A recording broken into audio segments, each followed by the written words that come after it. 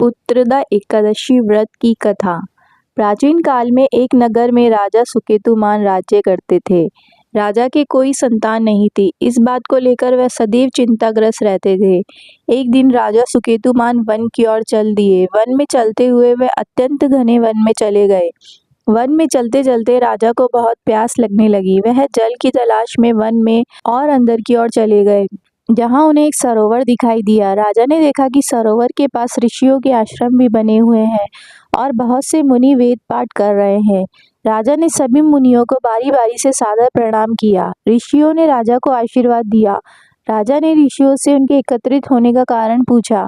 मुनि ने कहा कि वे विश्व देव है और सरोवर के निकट स्नान के लिए आए हैं। आज से 5वें दिन माघ मास का स्नान आरंभ हो जाएगा और आज पुत्रदा एकादशी है। जो मनुष्य इस दिन व्रत करता है उन्हें पुत्र की प्राप्ति होती है। राजा ने सुनते ही कहा कि हे विश्व देवगण, यदि आप सभी मुझ पर प्रसन्न हैं तब आप मुझे पुत्र रत्न की प्राप्ति का आशीर्वाद दे। मुनि बोले, हे राजन, आज पुत्रदा एकादशी का व्रत है। आप आज इस व्रत को रखें और भगवान नारायण की आराधना करें। राजा ने मुनि के कहे अनुसार विधिवत तरीके से पुत्रदा एकादशी का व्रत रखा और अनुष्ठान किया। व्रत के शुभ फलों द्वारा राजा को संतान की प्राप्ति हुई।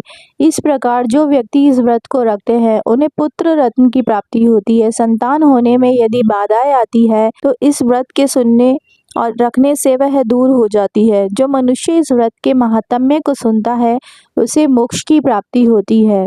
पुत्रदा एकादशी व्रत का महत्व। इस व्रत के नाम के अनुसार ही इसका फल है। जिन व्यक्तियों को संतान होने में बाधाएं आती है अथवा जो व्यक्ति पुत्र प्राप्ति की कामना करते हैं उनके लिए पुत्रदा एकादशी का व्रत बहुत ही शुभ फलदायक होता है। इसलिए संतान प्राप्ति के लिए इस व्रत को व्यक्ति विशेष को अवश्य रखना चाहिए, जिससे उन्हें मनवांछित फल की प्राप्ति हो सके।